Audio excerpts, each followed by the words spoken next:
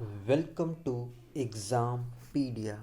आज है 26 फरवरी 2021 और इस वीडियो में हम 25 और 26 फरवरी 2021 के जितने भी इम्पॉर्टेंट करंट अफेयर्स के क्वेश्चंस हैं उन्हें हम डिस्कस करेंगे। तो चलिए शुरू करते हैं। पहला क्वेश्चन, हाल ही में किस राज्य में दूसरे खेलो इंडिया यूनिवर्सिटी गेम्स का आयोजन किया जाएगा? तो इसका सही आंसर है ए, कर्नाटक में। तो अभी हमारे जो केंद्रीय खेल मंत्री हैं किरण रिजिजू, उन्होंने ही घोषणा की है कि ये जो दूसरे खेलो इंडिया यूनिवर्सिटी गेम्स हैं उनको कर्नाटक में आयोजित किया जाएगा।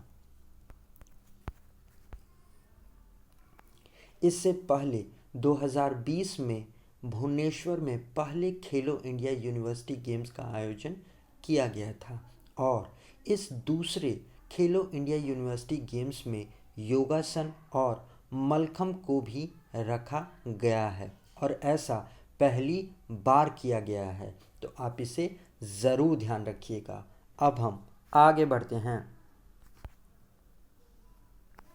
हाल ही में किस राज्य के मुख्यमंत्री ने पूर्वी भारत के पहले कौशल विश्वविद्यालय यानी कि स्किल यूनिवर्सिटी की नींव रखी है? तो इसका सही आंसर है बी, आसाम के मुख्यमंत्री ने। तो अभी आसाम के जो मुख्यमंत्री हैं सर्बानंदा सोनोवाल, उन्होंने ही पूर्वी भारत के पहले कौशल विश्वविद्यालय की नींव रखी है। इसे आसाम के दारांग जिले में बनाया जाएगा और इस विश्वविद्यालय को बनाने में लगभग 1000 करोड़ रुपए की लागत आएगी और इसमें 12 विषयों में 10,000 से ज़्यादा छात्राओं को प्रशिक्षण दिया जा सकता है और ये विश्वविद्यालय लगभग 2026 तक बनकर तैयार हो पाएगा। तो आप इसे भी ज़रूर ध्यान रखिएगा। अब हम आगे बढ़ते हैं। हाल ही में किस राज्य में देश का पहला डिजिटल यूनिवर्सिटी बना है? तो इसका सही आंसर है सी, केरला में। तो अभी देश के पहले डिजिटल यूनिवर्सिटी की शुरुआत केरला के राज्यपाल आरिफ मोहम्मद खान ने की है। ये यूनिवर्सिटी केरला की कैपिटल त्रिवंदुपुरम वहाँ पर बनाई गई है और इस डिजिटल यूनिवर्सिटी की शुरुआत राज्य के द्वारा नई टेक्नोलॉजी को बढ़ावा देने और लोगों के जीवन में सकारात्मक बदलाव को लाने के लिए किया गया है। तो आप इसे ज़रूर ध्यान रखिएगा कि देश का पहला डिजिटल यूनिवर्सिटी ये केरला की राजधानी त्रिवंदुपुरम में शुरू हुआ है। तो आप इसे ज़रूर ध्यान रखिएगा। अब हम आगे बढ़ते हैं। हाल ही में कार्बन वॉच मोबाइल एप्लीकेशन कहाँ लॉन्च हुआ है, किस राज्य और केंद्र शासित प्रदेश में? तो इसका सही आंसर है डी, चंडीगढ़ में। तो अभी हाल ही में चंडीगढ़ में कार्बन वॉच मोबाइल एप्लीकेशन को लॉन्च किया गया है और इसी के साथ वो ऐसा करने वाला पहला केंद्र शासित प्रदेश बन गया है। तो इस एप्लीकेशन का उद्देश्य है कार्बन उत्सर्जन के हानिकारक प्रभाव के बारे में लोगों को जागरूक करना और ये इस बात की जांच करेगा कि दिन भर में आपने अपने खुद के व्हीकल से कितना कार्बन को पैदा किया है। तो आप इसे ज़रूर याद रखिएगा कि चंडीगढ़ पहला केंद्र शासित प्रदेश बना है जिसने कार्बन मोबाइल एप्लीकेशन को लॉन्च किया है। अब हम आगे बढ़ते हैं। हाल ही में किस भारतीय राज्य विधानसभा में लगभग 60 वर्षों के बाद राष्ट्रगान बजाया गया?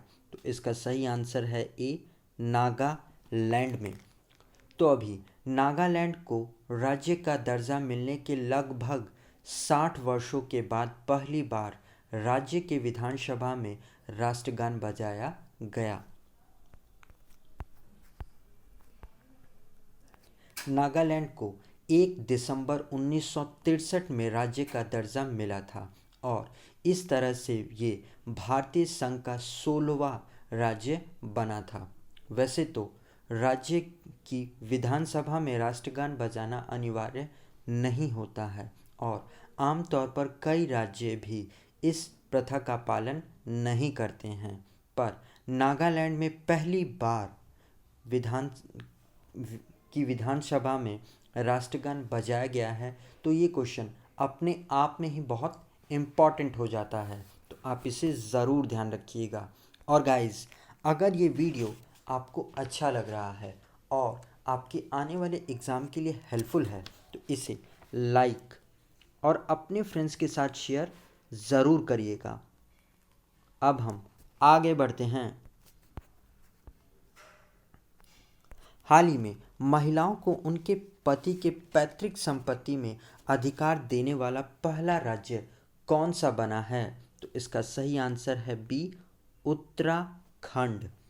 तो अभी उत्तराखंड के जो मुख्यमंत्री हैं त्रिवेंद्र सिंह रावत, उन्होंने महिलाओं को अपने पति के पैतृक संपत्ति में स्वामित्व का अधिकार देने के लिए एक अध्यादेश लाने की घोषणा की है। संपत्ति के अधिकार को 1978 में 44वें संविधान संशोधन के द्वारा मौलिक अधिकार से विधिक अधिकार में परिवर्तित कर दिया गया था, पर अब उत्तराखंड सरकार ने इससे भी मौलिक अधिकार में परिवर्तित कर दिया है और ऐसा करने वाला उत्तराखंड पहला राज्य भी बन गया है, तो आप इसे ज़रूर ध्यान रखिएगा। अब हम आगे बढ़ते हैं। हाल ही में किस राज्य ने प्लास्टिक सामग्रियों से अपनी तरह की पहली सड़क का निर्माण किया है? तो इसका सही आंसर है सी, त्रिपुरा ने। तो अभी त्रिपुरा ने सड़कों के निर्माण के लिए प्लास्टिक सामग्रियों का उपयोग करना शुरू कर दिया है। ये त्रिपुरा की अपनी तरह की पहली सड़क है और इन प्लास्टिक सामग्रियों का इस्तेमाल करने का उद्देश्य है प्लास्टिक कचरे को कम करना और पर्यावरण को प्लास्टिक मुक्त बनाने में अपना सहयोग देना, तो आप इसे ज़रूर ध्यान रखिएगा। वैसे देश का पहला राज्य जिसने प्लास्टिक सड़क का निर्माण किया था तो ये होगा नोएडा, जिसने पायलट बेसिस पर प्लास्टिक कचरे से इस्तेमाल करके सड़कों का निर्माण किया है, तो आप इस पॉइंट को भी ज़रूर ध्यान रखिएगा। अब हम आगे बढ़ते हैं। हाल ही में किस भारतीय कंपनी ने हाइड्रोजन ईंधन के लिए नॉर्वे की ग्रीन स्टेट के साथ समझौता किया है? तो इसका सही आंसर है डी, इंडियन ऑयल। तो अभी इंडियन ऑयल कॉरपोरेशन ने हाइड्रोजन पर उत्कृष्टता केंद्र यानी कि centre of excellence on hydrogen को स्थापित करने के लिए एक समझौता किया है। ये समझौता नॉर्वे की ग्रीन स्टेट कंपनी के साथ किया गया है, तो आप इसे ज़रूर याद रखिएगा। अब हम आगे बढ़ते हैं।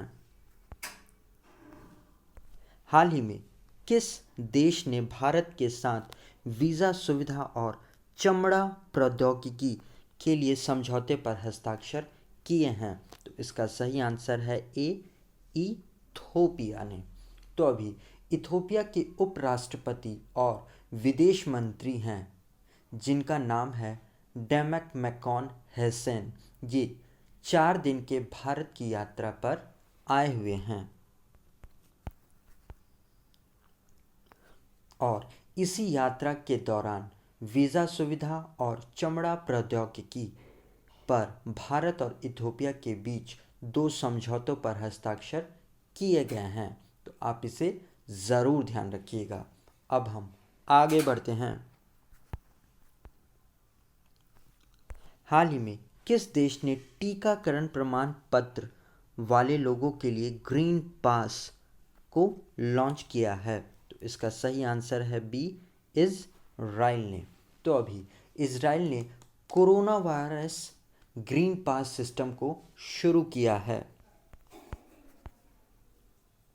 इसमें लोगों को सार्वजनिक सुविधाओं का उपयोग करने के लिए टीका लगाया गया है और रविवार को इज़राइल में टीकाकरण एक तरह का स्टेटस सिंबल के रूप में देखा गया है। तो आप इस पॉइंट को भी ज़रूर ध्यान रखिएगा। अब हम आगे बढ़ते हैं। तो गाइज़, ये वीडियो आपको कैसा लगा आप कमेंट सेक्शन में लिखकर ज़रूर बताइएगा। और अगर अभी तक आपने इस वीडियो को लाइक और अपने फ्रेंड्स के साथ शेयर नहीं किया है तो जाने से पहले इसे लाइक और शेयर ज़रूर करते हुए जाइएगा। आज के लिए इतना ही। Thanks for listening.